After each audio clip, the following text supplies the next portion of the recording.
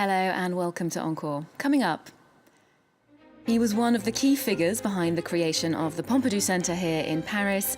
Jean-Hubert Martin has directed France's National Museum of Modern Art, the Kunsthalle in Berlin, and overseen exhibitions at some of the world's most prestigious art events.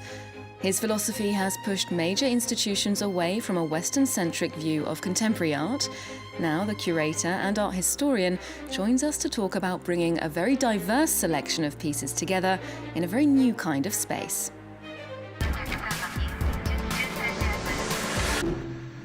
Jean-Hubert Martin, thanks so much for joining us today. Hello. You're very well known for curating in famous sites here in Paris, major institutions, the Grand Palais, the Museum of Modern Art. But this next show is a very different site, let's say. It's the virtual world. It's on the internet. It's not on gallery walls. What are the challenges of dealing with that virtual space? Well, it's very interesting to work now on the internet with this website called Collectionair, because we had this problem with museums for years that when you want to keep something after the exhibition is finished, you have the catalogue, but the catalogue just gives a very little appreciation of what it was, because you have the reproductions of the work, but usually not even the photos of the works in the space.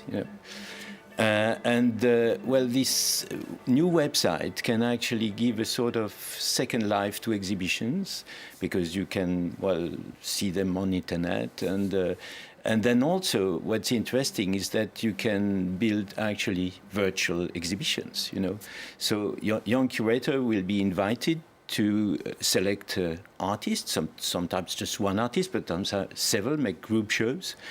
You can see all the works individually, but you can see them also more or less as they look on the space and have the feeling of their size, which is very important, because most of the time what you see in books is the reproduction, and you don't know whether it's a miniature or if it's a gigantic work of 2 meters long, So it's a way of getting more immersed in the art. Yeah, and have a much central appreciation of the work, and which is the whole point about museums and exhibitions is to put the visitor or the spectator in real contact, in physical contact with the work. Well, it's not the case with internet, but this is an approach that, brings us much closer to that. Yeah. Okay, let's try and get an appreciation of that experience. Let's take a look at the exhibition Sur le fil, hosted by Collectionair.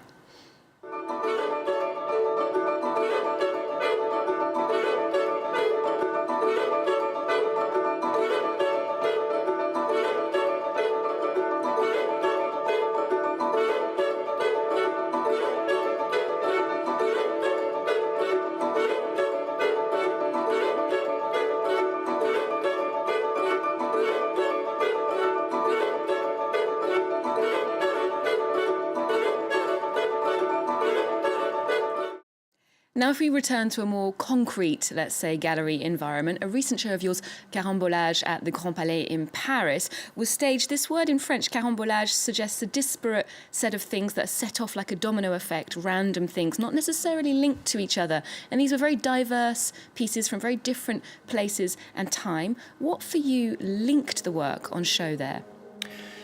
Well, the link was actually very much about surprise and discovery of very little known or unknown works of art. But this is actually very much how the artists themselves operate, because sometimes they're quite bored by masterpieces and these works that we've seen thousands of times, and they're much more interested in suddenly, seeing or getting interest in a work of art that just has a link with what they're thinking or what they're doing.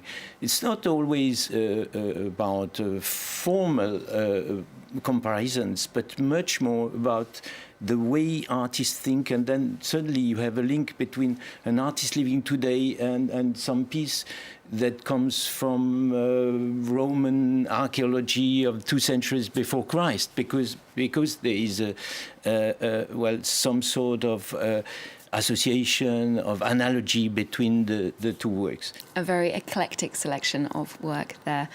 We're moving to another show hosted by the Grand Palais now, albeit with a much more specific geographic focus, Mexico. The exhibition brings together seminal works from the first half of the 20th century, featuring Mexican artists like Diego Rivera, José Clemente Orozco, and Frida Kahlo. The painter later gained fame around the world with her emotionally charged, expressive canvases. We take a look at her career. Frida Kahlo's paintings burst with the colours of her native Mexico. But her work is more therapy than decoration, a visual diary that recounts Kahlo's experience of injury, miscarriage, love, and betrayal. Aged just 18, she was involved in the traffic accident that almost killed her. Recovering in a hospital bed, Kahlo began to paint. Her earliest works include votive offerings, a sign of gratitude at surviving the crash. In this work, an iron bar plunges through her chest, the handrail of the bus that pierced her abdomen. And here, an homage to the doctor who helped her walk again. In this work, set against a dark sky, the central column of her injured body crumbles. She has a very analytical approach. She takes her illness, analyzes it, all this while suffering, of course. But she overcomes it. And I really think that for Kahlo, her injuries were a sort of life force. Frida's broken body was soon accompanied by a broken heart. Kahlo married fellow painter Diego Rivera, but his many infidelities, including with Frida's sister Cristina, took their toll. In this work, inspired by a murder reported in the news, the assassin has Rivera's face. Repentant, he often showered Kahlo with gifts, including necklaces that appear in her work. During his periods of cheating, the pearls turned to thorns around her neck. Kahlo and Rivera divorced, only to remarry soon after. He appears more than once in her work as an integral part of her anatomy, replaced by death when he once again betrays her. Kahlo died aged 47, soon after painting one of the most colourful works of her career. In it, a watermelon reads "Viva la vida," long live life.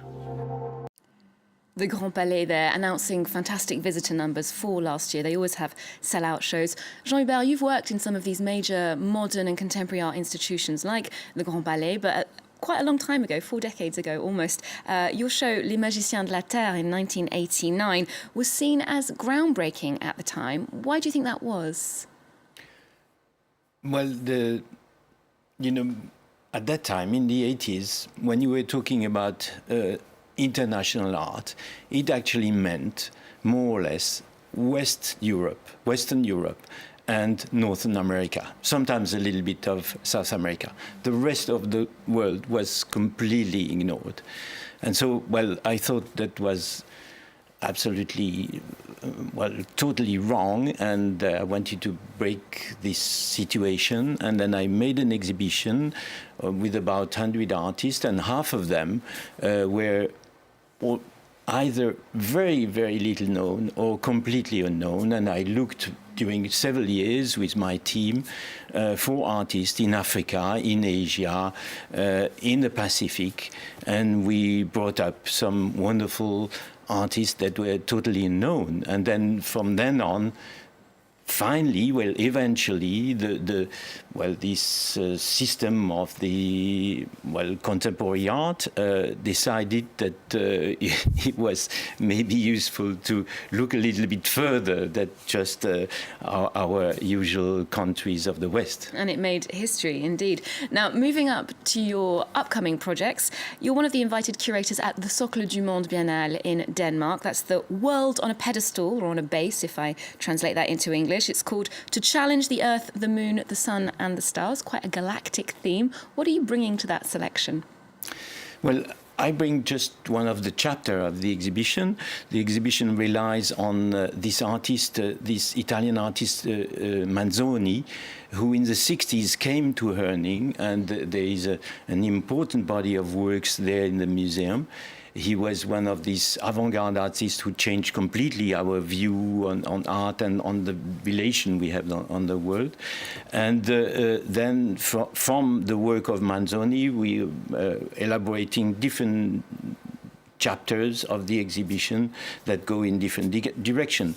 And mine is, you could say, about the identity or the body, and it is about masks, and I call it the mask and the eye, because, well, masks are used in almost every cultures, you know, for festival, for rituals, for special events. When a mask is used, what we sometimes forget from the African art, it's not just this piece of wood that is in front of our face and hides the face of the person who wears it.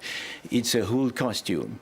And this costume is made so that, and this is in all cultures, so that you cannot see the body of any part of the body of the person who has the costume, because he becomes another one. The only part of the body that you can see is in the mask, sometimes the eyes. Okay, well, coming up at the Herning Biennale Socle du Monde there, Jean-Hubert Martin, thank you so much for joining us today.